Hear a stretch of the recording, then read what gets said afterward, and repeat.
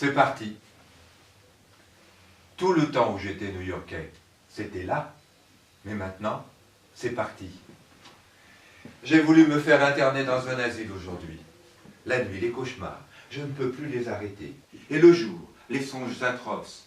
Je suis dans l'avion, je ceinture ceux qui l'ont détourné. Je suis le super papa qui sauve tous les enfants de la terre. J'ai les mêmes hallucinations, 10 fois, 15 fois par jour. J'ai été tailladé par des cutters, mais on ne peut plus m'arrêter. Je vais piloter cet avion jusqu'à l'aéroport de Newark et le poser avec délicatesse. Je serai applaudi par les passagers, tous debout. Même les pirates de l'air sont impressionnés. Je refuse de révéler mon nom. Je suis le mystérieux super papa anonyme, un héros tranquille. Je suis indigné par les sourires de mes enfants, la bonne humeur de ma femme. Ne sentent-ils donc pas l'odeur de la mort, comme moi? Et ces 2000 photographies sur le mur de personnes disparues, juste à côté de chez nous, à l'hôpital Saint-Vincent, et à la nouvelle école, chez Ray Pizza. Est-ce qu'ils ne perçoivent pas la terreur dans ces 2000 regards, ces 10 000 larmes de l'incrédulité? Et ces familles en pleurs qui fixent comme autant de miroirs les... Avez-vous vu Muriel Siskopoulos? Disparu Adèle Zachary? Avez-vous vu Christian Malby? Et les yeux des spectateurs qui reflètent cette incrédulité, cette terreur des victimes. Mais comment ma famille peut-elle rester aussi calme, oublier la douleur, même pour un sourire d'une fraction de seconde?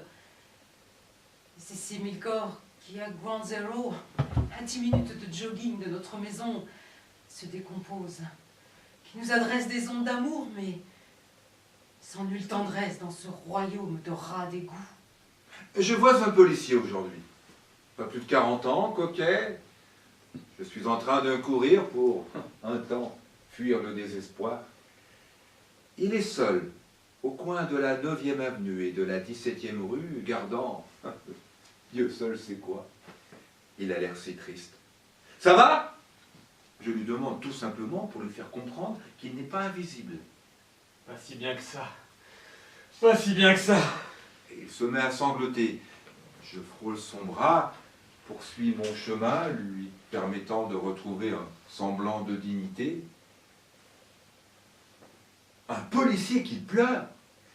Se peut-il qu'il s'agisse du même salaud que je détestais en 1968? Anna, ma plus jeune fille, qui est élève au lycée LaGuardia à quelques kilomètres du World Trade Center, me raconte cette histoire. Le matin du 11 septembre, après que les informations se sont diffusées sur les ondes, une maman appelle avec son portable sa fille de 15 ans de son bureau, dans la tour nord. La fille est en classe, elle suit son cours d'art plastique et elle est glacée de terreur depuis qu'elle a entendu l'annonce de l'attaque, sachant que sa mère travaille au 101e étage du World Trade Center. Oh Dieu merci, tu vas bien, maman? Je ne vais pas bien. Je t'appelle pour te dire adieu. On n'invente pas un tel drame. Il nous est imposé. Trop déchirant pour ne pas être vrai. Mon plus jeune fils, Oliver, est au lycée Stuyvesant, juste à côté des tours. Quand le premier avion percute, les gosses se ruent aux fenêtres. Ils voient le second avion qui touche sa cible.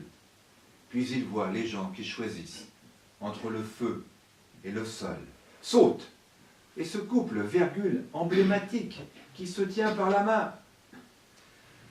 De la télé-réalité absolue, mais pas de filet de trapéziste en bas.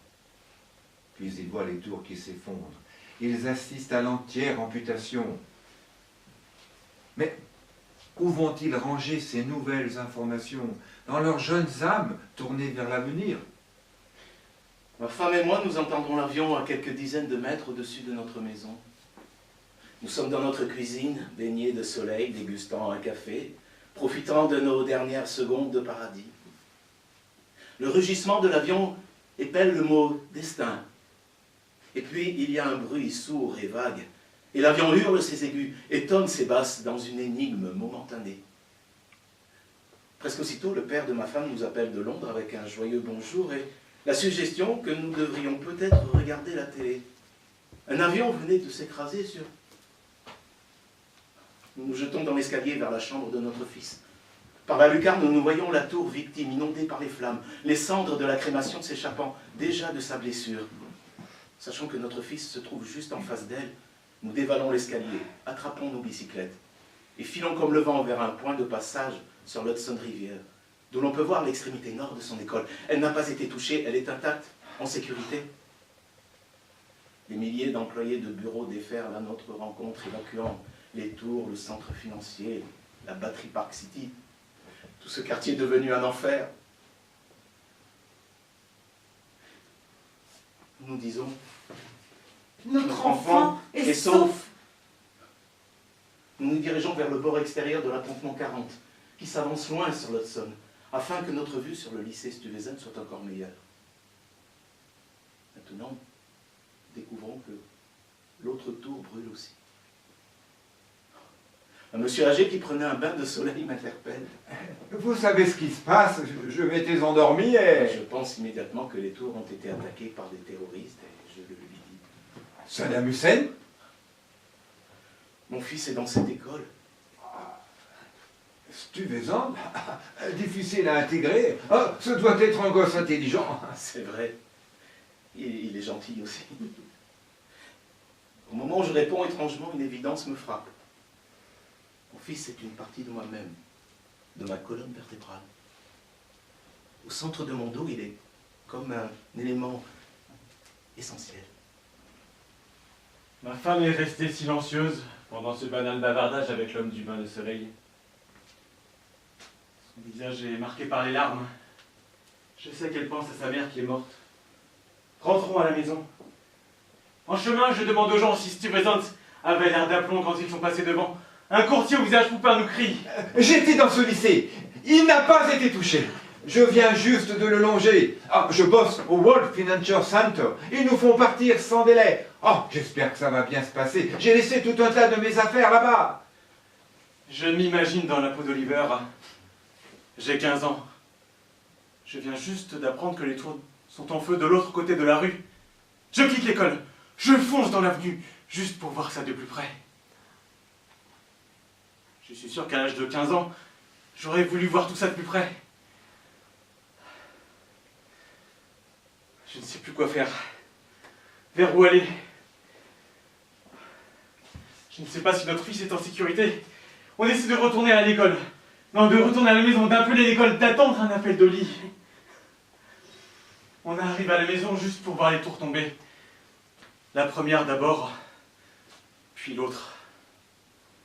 Nous savons que notre fils regarde lui aussi, soit de son école, soit de l'extérieur, tout près. Comment savoir à ce moment si les tours se sont couchées vers l'avant, vers son école, ou si elles ont implosé, ou si elles se sont effondrées sur elles-mêmes? Quand ma mère m'a annoncé que mon père était mort, elle a dit tout simplement « Tu ferais mieux de t'asseoir, j'ai une mauvaise nouvelle. Papa vient de mourir. » À cet instant précis, 3 ampoules cuisantes sont apparues sur mon bras. J'ai cru que peut-être je m'étais brûlé avec du café chaud plus tôt le matin, mais je n'y avais pas prêté attention. Le jour suivant, les ampoules avaient éclaté et étaient devenues atrocement douloureuses. Le médecin m'a dit qu'en fait c'était un zona né du choc, de la tension extrême. Mais les moments que j'ai passés avec l'idée que mon fils puisse être enseveli par ce déluge de fer et d'acier sont les pires moments que j'ai jamais connus. La mort de mon père n'était qu'un avertissement. C'est maintenant que je ressens au plus profond de mes os l'ordre naturel de la vie et de la mort. L'enfant ne doit pas mourir avant ses parents, c'est atroce, insupportablement atroce. L'effondrement des tours jumelles passe en boucle 50 fois toutes les 5 minutes. Guy et moi étudions le désastre sous tous les angles possibles. Soudain, je crie « L'école est épargnée !» en apercevant le lycée Stuyvesant intact en arrière-plan. Guy le constate elle aussi. Elle paraît soulagée. Je lui cache mes pensées les plus sombres. Notre fils dans la rue, contemplant le paradis qui s'effondre.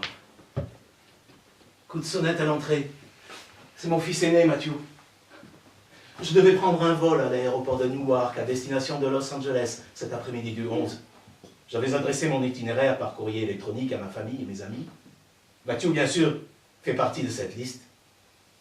Il savait que j'étais censé prendre un vol United Airlines, mais il ne parvenait plus à se souvenir lequel exactement. Normalement, j'aurais dû me trouver sur le vol de 8 heures, mais comme je m'étais blessé au coude, j'avais appelé mon ami Steve Zuckerman, annulé notre parcours de golf et j'avais réservé sur un vol plus tardif. J'aperçois le visage de Matthew et qu'il découvre le mien et il est le reflet de ma terreur. Je pense qu'il va s'évanouir. Dieu soit loué. Ton frère Oliver, on ne sait pas s'il va bien. L'école paraissait intacte de ma fenêtre. Kelly faisait son jogging. Elle a vu l'avion percuter. Elle était juste devant.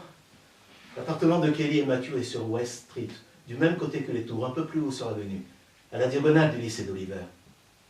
Je lui dis que je ne sais pas si Oliver était à l'école ou dans la rue. Je vais voir. Je t'appelle. Sur ces mots, Matthew disparaît dans l'essaim des camions de télévision agglutinés autour de l'hôpital Saint-Vincent de l'autre côté de la rue. Les ambulances amènent déjà les blessés et les morts.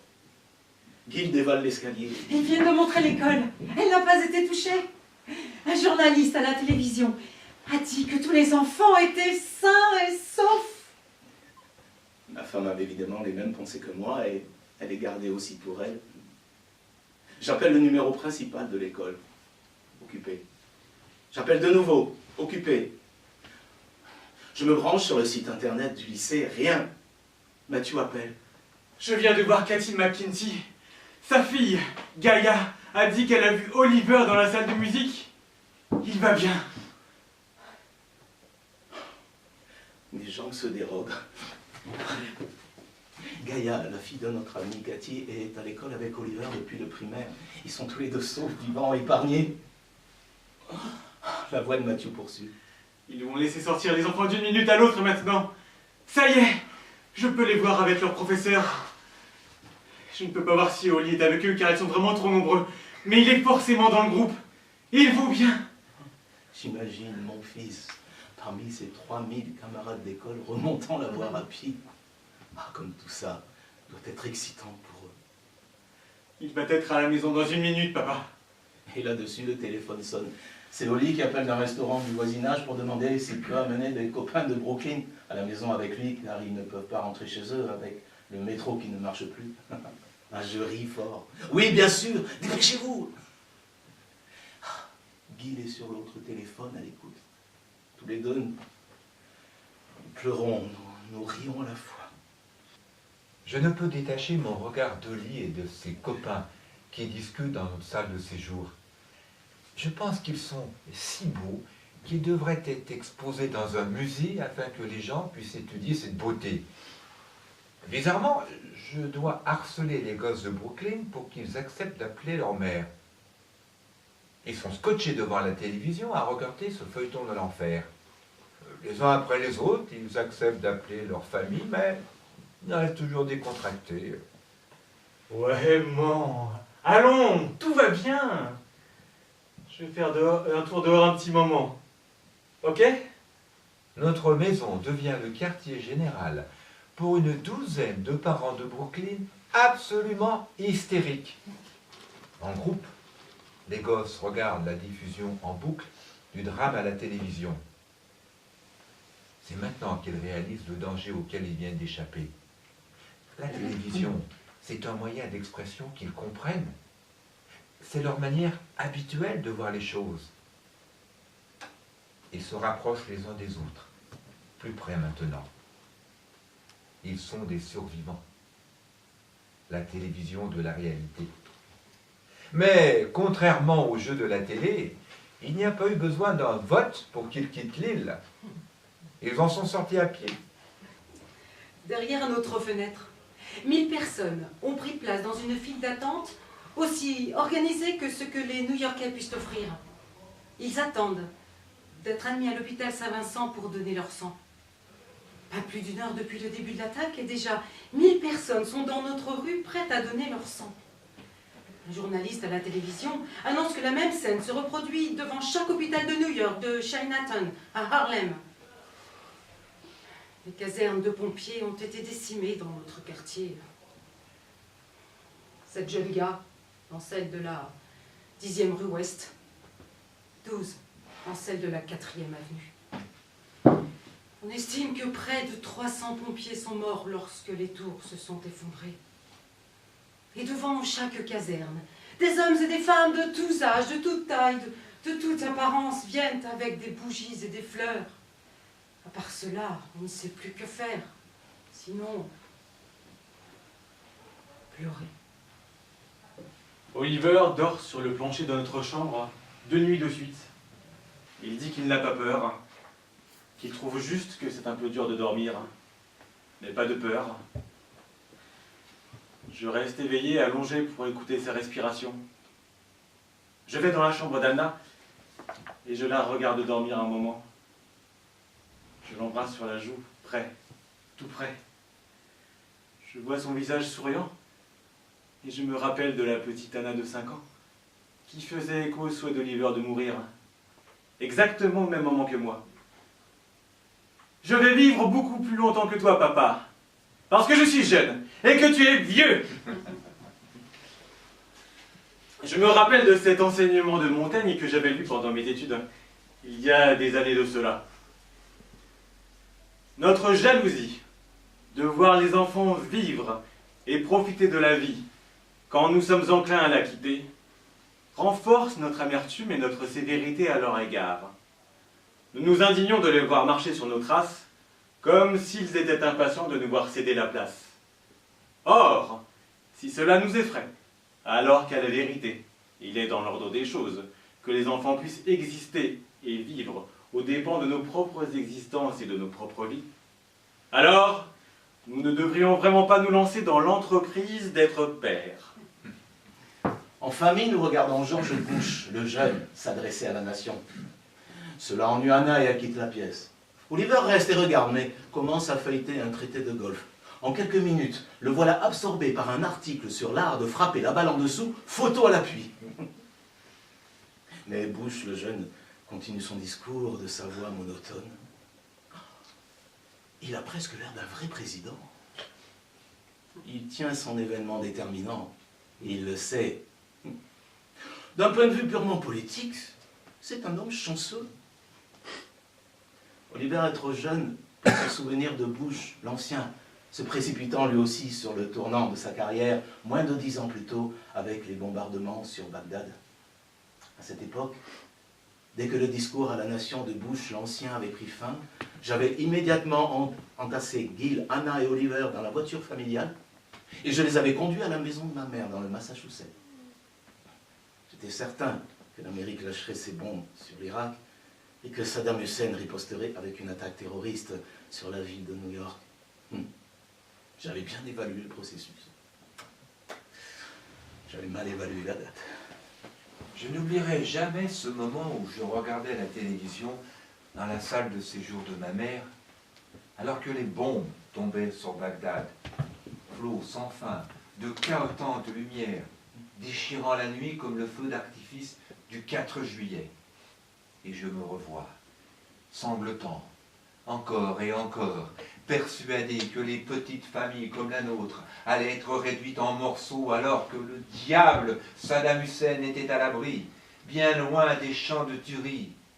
Et voilà maintenant que je suis un papa irakien, un papa israélien, un papa palestinien, un papa afghan.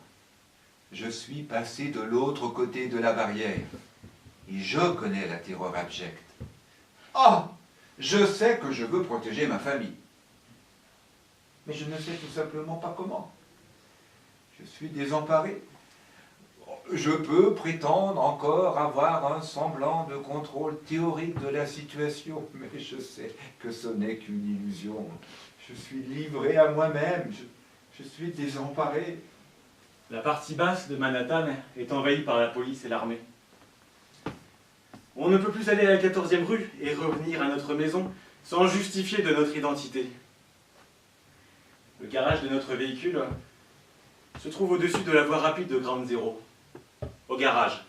Nous devons montrer nos papiers, et un garde armé nous accompagne jusqu'à notre véhicule. J'ai toujours voulu savoir à quoi cela pouvait ressembler de vivre dans un état policier. Aujourd'hui, je sais. Je suis reconnaissant. Je veux remercier chaque policier, chaque soldat, chaque pompier. Je veux leur apporter de la soupe.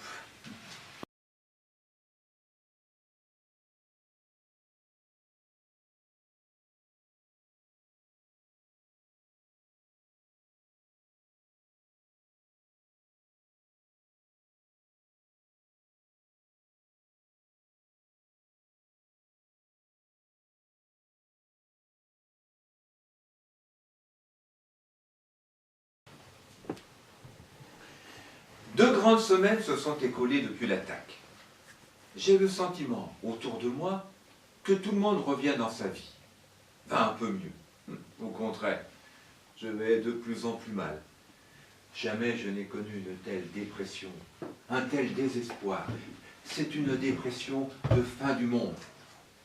Des épisodes variés du même cauchemar sont projetés dans ma tête comme dans un mauvais film d'Arnold Schwarzenegger 3 fois par nuit.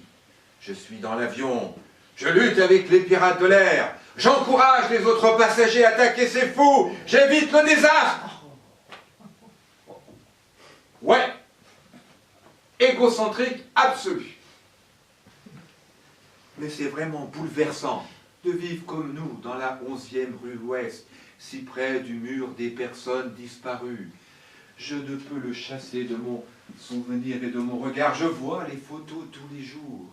Et les familles accablées de douleur. Et les amis, les fleurs, les cierges. Et l'absurdité de Saint-Vincent qui appelle tout ça le mur de l'espoir. Je ne peux pas ne pas m'imaginer les restes de ces 6000 personnes en train de se décomposer dans les décombres proches. Je ne peux pas ne pas sentir leur mort dans l'air que je respire. Les gens qui vivent dans d'autres quartiers ne sont pas commotionnés comme le sommes nous ici, en centre-ville. Mais avoir entendu ce premier avion frôler notre maison, a planté le décor de mes cauchemars, j'en suis sûre, et sans compter mes enfants en danger. Maintenant, de quelque côté que je me tourne, je vois ces visages de disparus qui brisent le cœur. Preuve absolue que tout cela est réellement arrivé. Il ne s'agit pas d'un mauvais film pour faire du fric, non. C'est la réalité. Je m'éveille en sueur à 4h44 du matin. J'ai eu ce rêve à nouveau, mais celui-ci a été encore plus sanglant que les autres. L'équeuteur était encore plus efficace que d'habitude. Je me lève, je vais dans la salle de bain, je trouve et j'avale un cachet de Valium. Alors que j'attends que le médicament percute mon cerveau, j'écris sur mon carnet de notes. Ce n'est pas un temps heureux pour les gens qui ont de l'imagination. Oliver tourne un film pour son école, et Anna vient d'écrire un article pour le journal de la sienne. Écrire à propos de tout ça semble les aider. Avec un peu de chance, les élèves de Stuyvesant pourront réintégrer leur école d'ici une semaine. Pour aller en classe, ils ont fait la navette en métro tous les jours vers le lycée technique de Brooklyn. Ils auront besoin de beaucoup d'aide au niveau psychologique quand ils retourneront dans leur école, à eux, juste en face de Ground Zero. Ils ont tout vu. Je continue à me dire, des jours meilleurs sont à venir. Mais je n'y crois pas une seconde. Je crois seulement que je vais me désensibiliser à propos des photographies des personnes disparues. L'air bientôt sentira meilleur. Je vais enfouir tout cela dans les plus profonds recoins de mon cerveau, dans un compartiment réservé à Hitler et à mon enragé de père. Un coin pour les incendies, les tremblements de terre, les inondations. Un coin pour tout ce qui est un péril pour ma vie. J'oblige ma famille à se joindre à moi pour un week-end dans le Massachusetts. Adam et sa compagne Kathleen se joignent à nous. Ce sont tous les deux des musiciens de rap archi-branchés. tous les deux vaguement dégoûtés par les nombreuses attractions pour touristes de Gloucester, Massachusetts, mais nettement moins effrayés et désespérés qu'ils ne l'étaient la veille à New York. Habités par un pressentiment, ils sont convaincus que l'anthrax nous guette au coin de la rue et que nous devrions tous avoir sur nous de fortes doses d'antibiotiques cipro, constamment. Adam lance quelques appels avec son téléphone portable, obtient du cipro auprès d'un ami musicien qui lui dit « C'est parti par courrier !» Et Adam semble un peu soulagé. Un agent de la télévision, William Morris, m'appelle, me demande de mes nouvelles. Il me dit qu'il a un projet formidable en vue pour moi. Il me dit aussi qu'un de ses amis a passé commande de 10 000 masques à gaz pour ses clients et amis. Je suis impressionné. 10 000, c'est la moitié de la population de ma ville natale. Je fantasme immédiatement et m'imagine être celui qui va décider à quels habitants de Wakefield, Massachusetts, on va donner des masques filtrants et quels sont ceux qui seront atteints par le virus mortel. Dois-je sauver les enfants de la classe 1945, de l'école des sorts, qui, jaillissant des buissons bordant Project Street, m'ont jeté au sol en me criant « Vous les Juifs, vous avez tué le Christ !» Bien sûr que je les sauve. Je me tourne vers mon assistant et lui dis « Allez, donne-leur des masques. » Oh. On me dit aussi que la Warner et la Paramount ont engagé un bataillon de gardes armés. Je suis frappé de constater que les égos hollywoodiens sont tellement surdimensionnés qu'ils sont persuadés que toute cette affaire tourne autour d'eux. Peut-on douter un seul instant qu'Oussama Ben Laden ait pris personnellement pour cible les fameux producteurs Michael Eisner, David Geffen, Sherry Lindsay?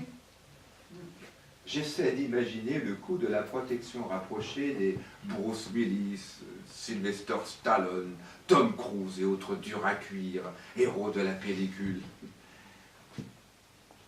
Et seulement à présent, il me semble évident que j'éprouve du ressentiment pour tous ceux qui vivent au-delà de la 11e rue et du sud de Brooklyn. Cette tragédie concerne d'abord et de toute évidence les habitants du sud de Manhattan. Je me rends compte que je commence à raser mes amis de Gloucester. Ils voudraient que j'arrête de parler de tout ça. Je les traîne dans la boue. Les plus concernés sont encore les anciens 68ards, occupés à organiser une grande marche pour la paix vers Washington. Tu défiles avec nous, camarade? Ah non, non merci. J'ai défilé en 68, j'ai chopé des ampoules, et la guerre ne s'est pas terminée. En fait, je militais activement contre la guerre du Vietnam. Et ce qui se passe aujourd'hui me semble totalement différent. C'est comme si nous avions des fous furieux tapis dans nos bois, et que nous soyons obligés d'organiser des battues pour les trouver et les chasser de nos vies.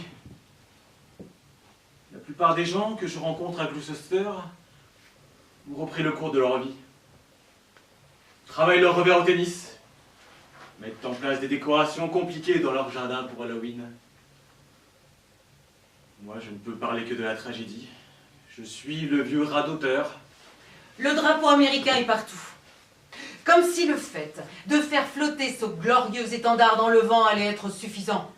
Montrer aux fous furieux que nous avons un drapeau et qu'ils ne s'avissent pas de ligne avec un short et un maillot taillé dans un drapeau.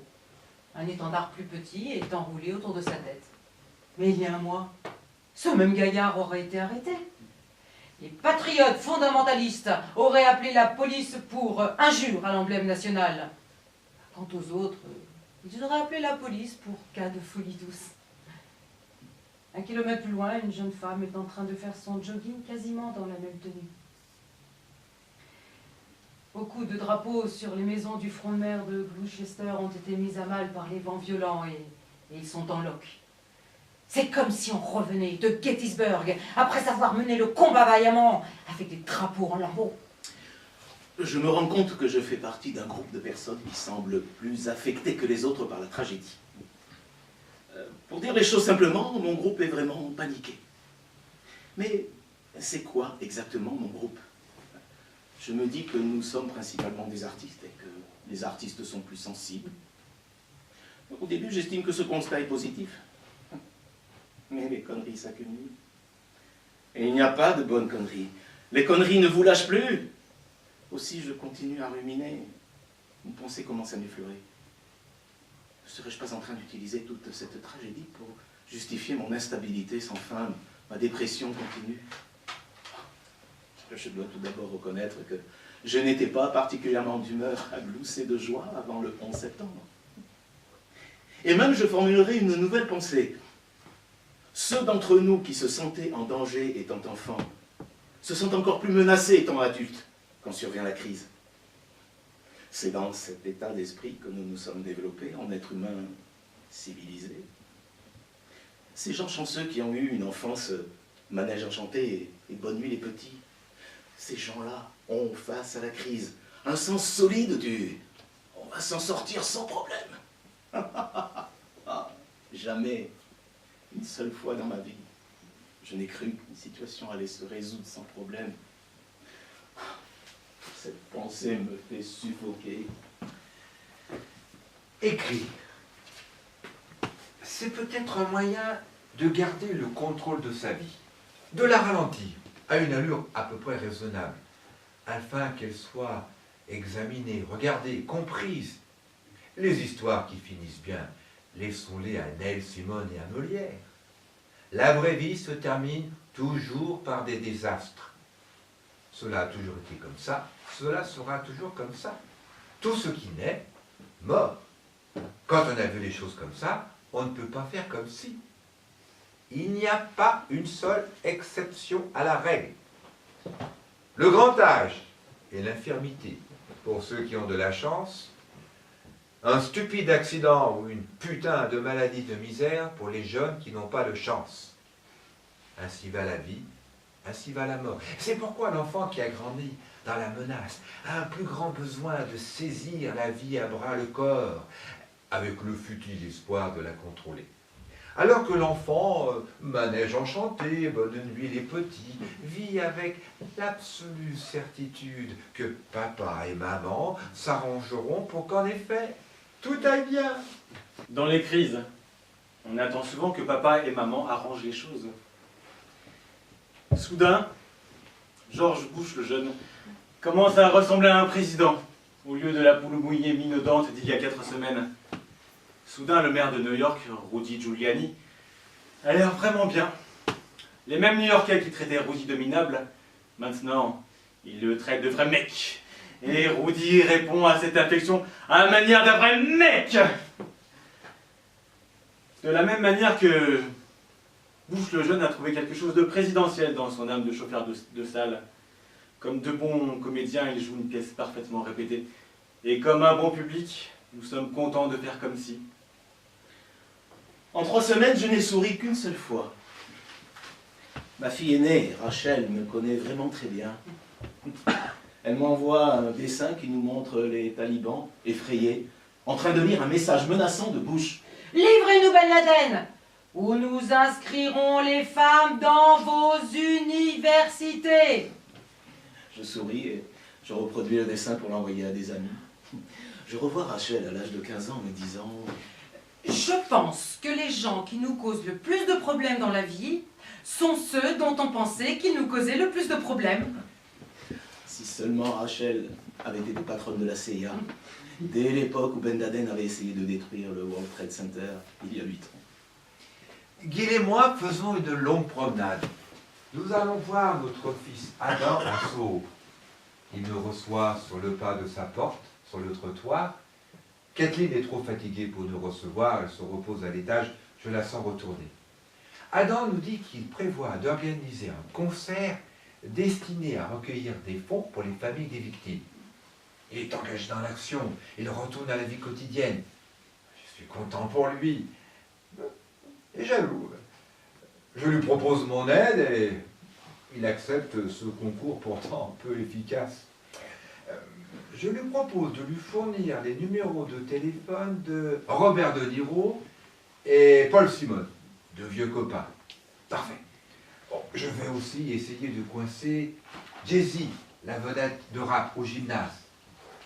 J'ai une mission, embrassade, étreinte. Je me dis, quelle chance on a d'aimer et de pouvoir aimer.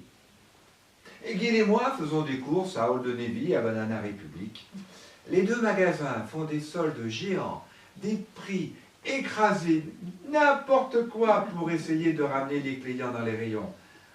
On achète du café au New World, on accomplit les actes normaux de la vie.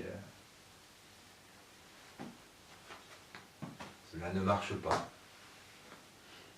Partout dans le bas de la ville, il y a ce relent d'odeur de mort. La cité est trop tranquille. L'amputation béante dans la ligne des gratte-ciel vous vrille le regard. Qu'est-ce qui ne va pas dans cette photographie, vous demandez-vous, en examinant la ville sous tous les angles possibles? Plusieurs fois, au cours des 2 semaines s'écoulées, j'ai scruté le ciel, croyant que les tours étaient revenus.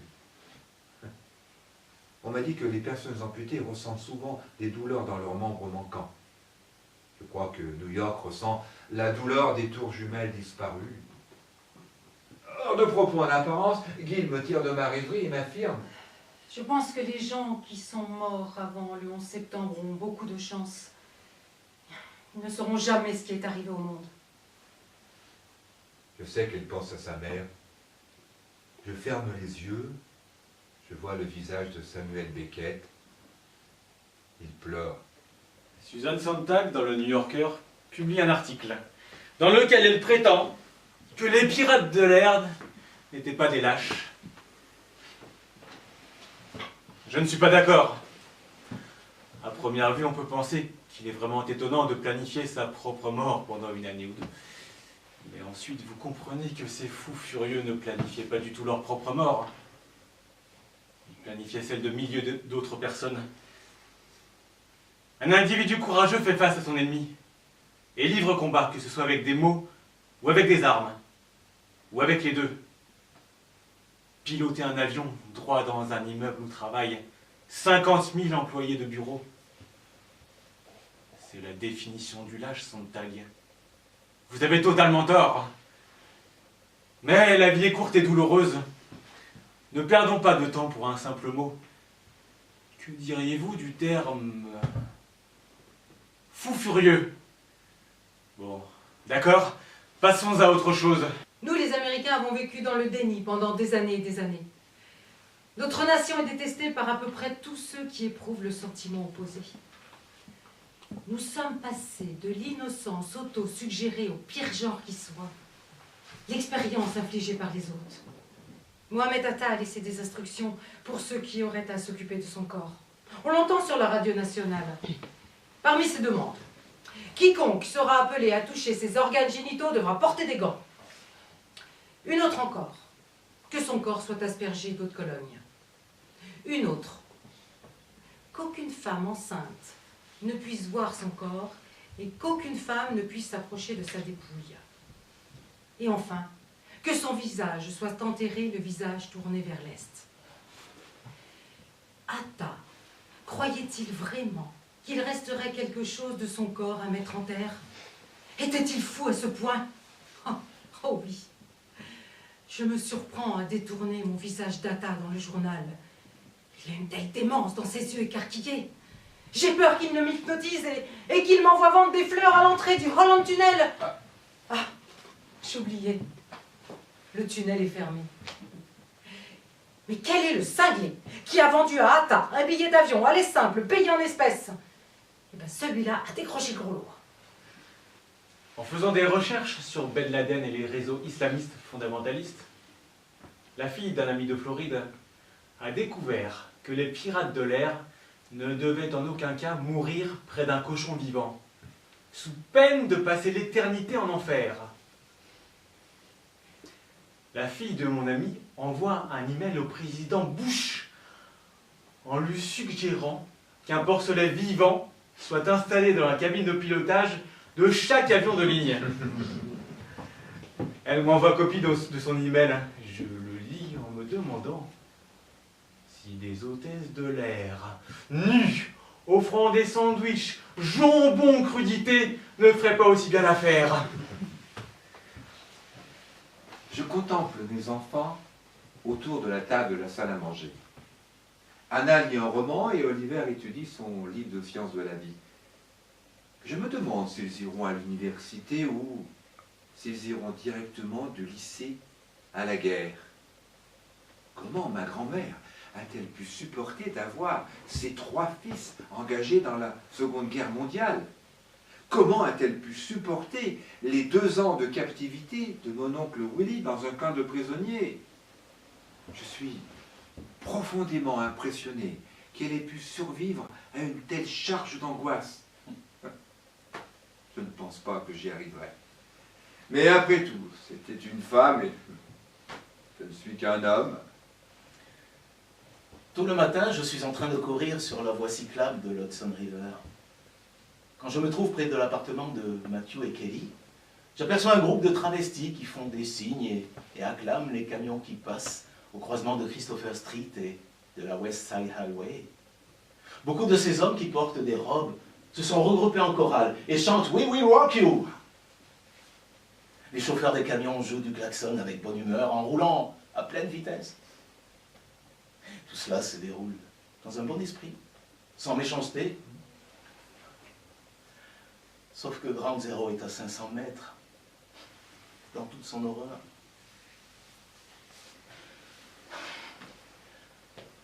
Mathieu me dit qu'il en est arrivé à comprendre qu'il y a 3 semaines, avant le 11 septembre, il vivait au paradis. Je lui dis qu'il a raison.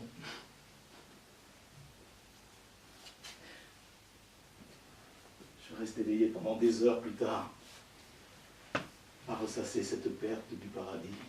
Quand je m'endors, enfin, voilà le rêve à nouveau. J'ai été tailladé par des cutters. Je suis dans l'avion. Je projette les pirates de l'air sur le plancher. Je suis le super papa qui sauve tous les enfants de la Terre. Je vais piloter cet avion jusqu'à l'aéroport de Newark et le poser avec délicatesse. Mohamed Atta lui-même est impressionné. Je refuse de révéler mon nom aux journalistes du New York Times assemblés sur la piste. Je suis le mystérieux super papa anonyme. Un héros tranquille. Au matin, lorsque je me retrouve une fois de plus dans ma rue, je passe devant le mur de l'espoir et j'ai mon premier sanglot de la journée. Je lis une affichette sur laquelle est imprimé « Si vous voulez que Dieu éclate de rire, décrivez-lui vos projets pour demain. » Ce sont les mots pleins d'humanité d'un prêtre qui fut parmi les premiers à mourir le matin du 11, en donnant les derniers sacrements à un pompier. Aujourd'hui au gymnase, nouvelle fracassante. Tout le monde arrête de soulever les poids et regarde la télévision avec incrédulité. Les tests de l'anthrax sont positifs dans le cas de l'assistant de John Bracco. Il a contracté la maladie par le biais d'une poudre envoyée dans une enveloppe de Saint-Pétersbourg, Floride. Les 3 autres cas d'anthrax, dont un mortel, sont signalés en Floride. Eh bien, il y a de la panique à revendre dans le gymnase. Mentalement, je prends note. Il ne fait pas bon d'être l'assistant d'un homme célèbre par les temps qui courent. Sur le chemin, je croise des groupes de personnes qui regardent le ciel les yeux écarquillés. Des ballons bleu marine flottent au-dessus de leur tête. Mais tout le monde partage la même crainte. Ces ballons sont remplis du germe d'anthrax. Impossible! Ce ne sont que des ballons! Comme la plupart des spectateurs sont jeunes et que j'ai les cheveux gris, ils ont l'air soulagés. Quand j'arrive à la maison, Gil me dit qu'elle vient de lire un article sur cet enfant de 4 ans, fils d'un courtier victime des tours, qui essaie désespérément de joindre son père par téléphone au ciel. La maman du petit garçon réussit finalement à le convaincre que les appels téléphoniques atteignent rarement leur destinataire au paradis. Alors, avec des ballons gonflés à l'hélium, le petit garçon adresse des messages à son père. Il écrit son message, le rentre dans le ballon, le rend dans un magasin d'articles de fête où pour 25 cents, le marchand le gonfle à l'hélium, il sort de la boutique, lâche la ficelle et suit des yeux le ballon qui s'élève dans le ciel. Aux dernières nouvelles, le petit garçon attend toujours avec impatience une réponse de son père. Je cours le long de l'Hudson River. La matinée est fraîche, ensoleillée. Je pense à la beauté de mes enfants, à la profusion d'amour que j'éprouve pour eux, que je reçois d'eux, que j'éprouve pour ma femme. Je reçois d'elle. Je pense au paradis. Je scrute le ciel pour voir si je peux encore le trouver, mais il n'est plus là. C'était là, mais maintenant, c'est parti.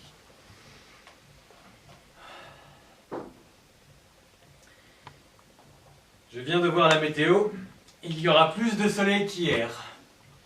Bien, on a de la chance. Ah ouais. Hier, j'étais gelé. Ouais, c'était... Quelque chose qui ne va pas dans ta tartine? Elle est un peu brûlée. Prends la mienne. Je me fiche que la tartine soit noire. Non merci, j'ai pas faim. T'as vu le match des Jets? Aucun intérêt. Pathétique. Même en le faisant exprès, ils auraient pas pu faire pire. Pathétique.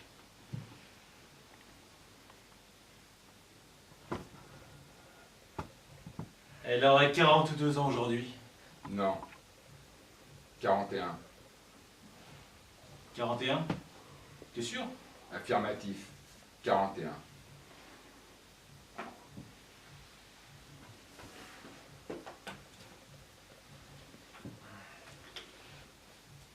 Joyeux anniversaire, maman.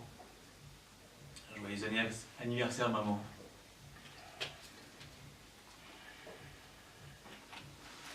Allahu Akbar. Allahu Akbar.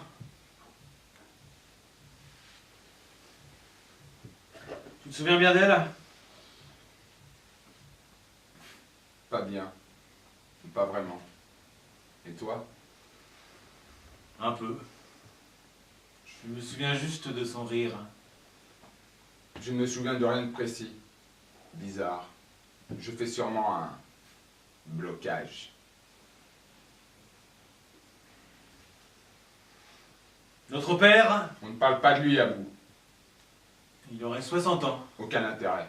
Ah, 60 ans, bel âge. Ça ne m'intéresse pas. Pour moi, il n'existe pas. Pour moi, il n'a jamais existé. Tu n'as pas fini ton petit déjeuner.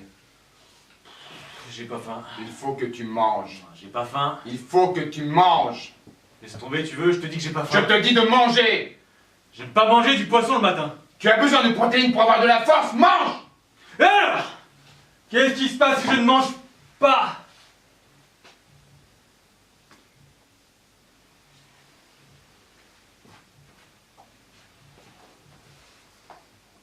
Et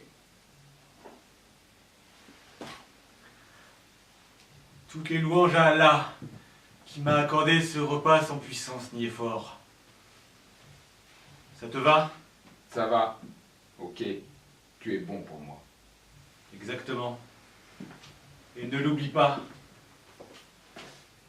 Frédéric Boisson, 42 ans, employé Sodexo à la maintenance, tué dans le hall. Franck Brinsolaro, 49 ans, garde du corps de Charles. Camus, 76 ans, dessinateur. Elsa Cayat, 54 ans, psychanalyste, juive, et seule femme tuée dans l'attentat. Stéphane Charbonnier, alias Charles, 47 ans, rédacteur en chef de Charlie Hebdo. Allahu Akbar. Allahu Akbar. Philippe Honoré, 73 ans, dessinateur. Bernard Marais, 68 ans, économiste, éditeur et chroniqueur.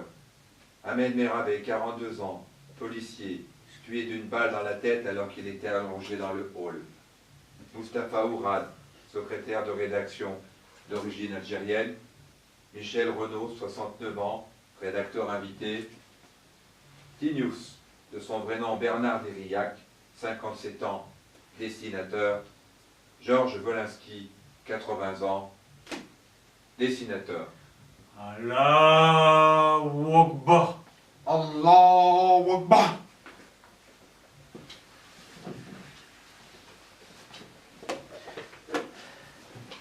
Même Catherine a dit qu'elle était fière. Catherine a dit ça. Catherine a dit qu'elle était fière. Elle a dit qu'elle était un peu fière. Catherine Ahram. Haram, mais belle. Ahram et Ahram.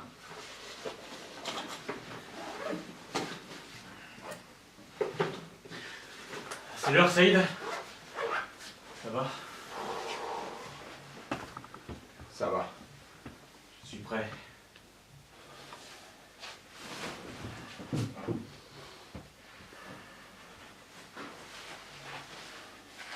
Allahu Akbar.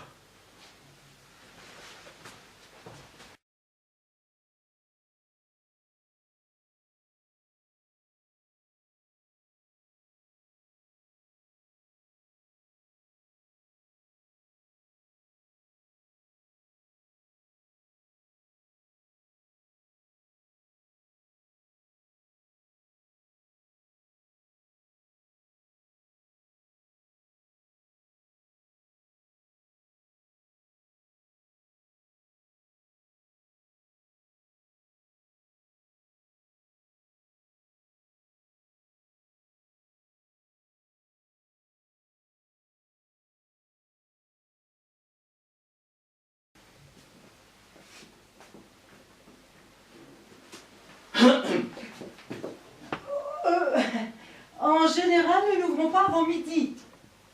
La porte n'est pas fermée. Ah, j'aurais dû la fermer. La galerie est fermée jusqu'à midi. On prépare 2 nouvelles expositions. Vous pourrez voir celle sur les couvertures de Charlie Hebdo jeudi. Je suis désolée. Vous êtes la propriétaire? Pardon. Êtes-vous la propriétaire? Non. Est-ce que le propriétaire est ici? Non, elle n'est pas là. Bon, écoutez, je suis désolée, la galerie n'ouvre pas avant midi. Quand est-ce qu'elle sera là? La propriétaire? Ah oui, la propriétaire. Quand est-ce qu'elle sera là? Eh bien, elle habite Zurich, elle sera là jeudi pour l'ouverture de l'exposition. Qui prend les décisions? Mais quelle décision? Concernant cette galerie, ce que vous exposez. Ce que nous exposons dans cette galerie, les décisions. Je suis désolée, vous êtes... Qui a décidé d'exposer les photographies de Damian? Vous êtes journaliste. Oh. Est-ce que vous pouvez répondre à mes questions, s'il vous plaît? Écoutez, ce doit être moi. Je suis désolée, mais vous êtes...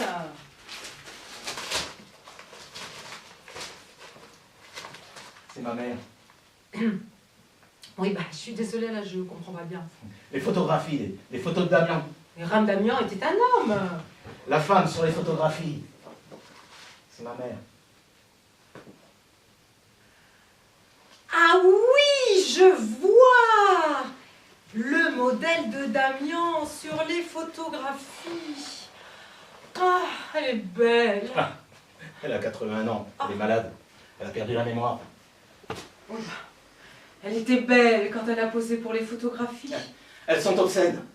Oh, elles sont coquines, légèrement espiègles, mais certainement pas obscènes. Vous n'avez pas l'autorisation de ma mère? Et nous avons l'autorisation des ayants droit de Damian. Les ayants droit ont autorisé l'exposition. Les avocats de Damian... Vous ne pouvez pas ouvrir l'exposition. Non mais... Je suis désolée. Puis-je vous demander votre nom? Paul Ettinger. Bien. Ma mère s'appelle Alma Ettinger. Monsieur Ettinger, je suis Tricia Blankenship. Je dirige cette galerie et Vous ne je... pouvez pas ouvrir l'exposition. Non mais vous n'êtes pas sérieux, monsieur Ettinger. Cette collection est un trésor des photos de Damian que personne n'avait pu voir jusqu'à aujourd'hui. La découverte de ces photos a été annoncée dans les journaux du monde entier. Mais c'est un travail d'une immense importance. Oui, ce sont les photos de ma mère en train de baiser. Oui. Je ne pense pas que les critiques d'art vont évaluer ces photos avec le même regard. Vous ne pouvez pas ouvrir l'exposition. Monsieur Ettinger, Je comprends que vous vous sentiez concerné. Vraiment, je comprends. Mais c'est de l'art d'un niveau supérieur. Un travail hyper important à des lieux du cas particulier de l'identité de votre mère.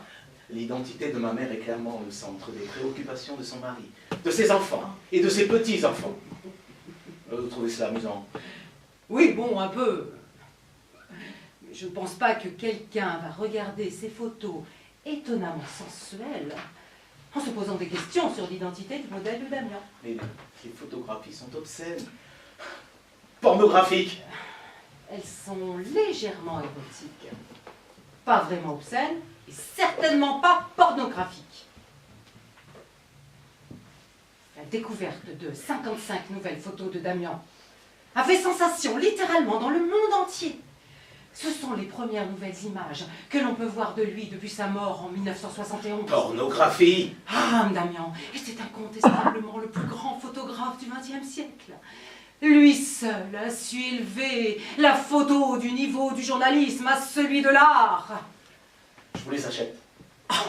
Non mais vous n'êtes pas sérieux. Combien? Oh bah écoutez, les originaux de ces photos vont facilement se vendre entre 75 et 100 000 $. Ouais.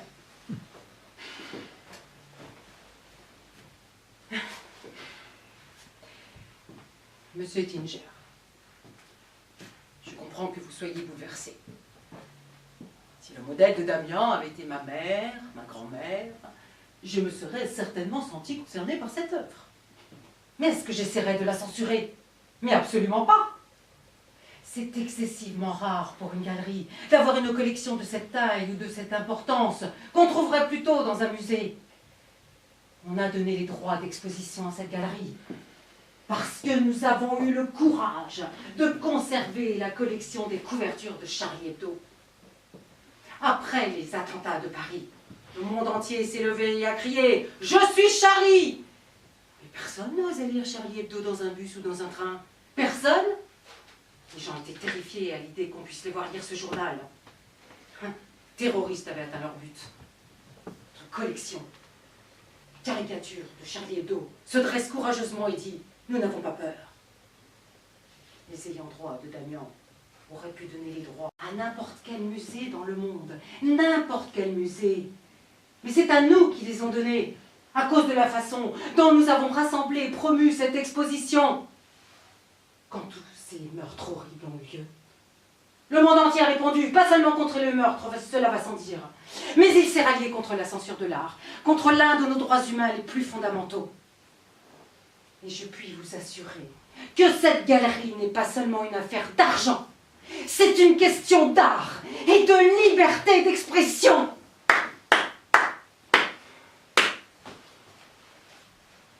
Vous croyez ça? Je le vis.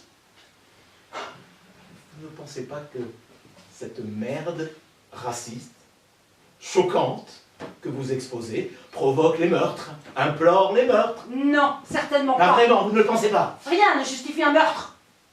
Et vous ne pensez pas que ces caricatures provoquent quelque chose de profondément douloureux pour des familles musulmanes innocentes? Oh, décidément, monsieur Tinger, nous ne vivons pas sur la même planète.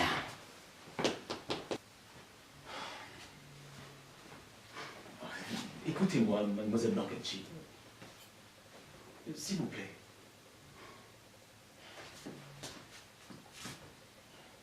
Ma mère était mariée avec mon père quand elle a posé pour les photos de Damien. D'une certaine façon, elle a réussi à se sortir des griffes de Damien et son mariage avec mon père a survécu. Mon père, son mari, est encore vivant. Enfin, hein, il est à peine vivant. Mais il est vivant. Ça va le tuer. Ma sœur, la fille, est une figure publique. Elle est responsable d'un service politique. Ça pourrait... C'est vrai, où? Dites-moi Oh où? mon Dieu, vous ne dites que des conneries. Mais vous ne voyez que l'argent, pas les gens. Il y a 6 petits-enfants, des gamins. Il y a aussi les médecins de ma mère, ces infirmières, ces aides-soignantes. S'il vous plaît, monsieur Tinger. Personne ne va s'intéresser à l'identité du modèle de Damien. Père Non, mais Sonne. ne me parlez pas comme si j'étais un idiot, madame. Je vous demande d'être humain à être humain. Au nom de ma mère et de mon père, d'annuler cette expo. Mais je suppose que vous avez encore, ou que vous avez eu une mère et un père, non? Il y a 6 petits-enfants. Les gamins, ils vont être ridiculisés, catalogués par ces images.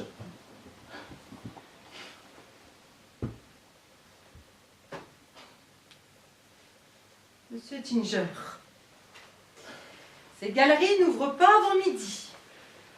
Vous êtes le bienvenu si vous revenez à midi pour contempler avec attention la collection des couvertures de Charlie Hebdo. Pendant des années et des années, ces œuvres d'art ont existé dans un journal très bon marché. Et personne n'avait fait attention particulièrement à elles, jusqu'à ce qu'il y ait cette tentative meurtrière pour les étouffer, les censurer. À partir de là, ces œuvres d'art sont devenues célèbres et hors de prix.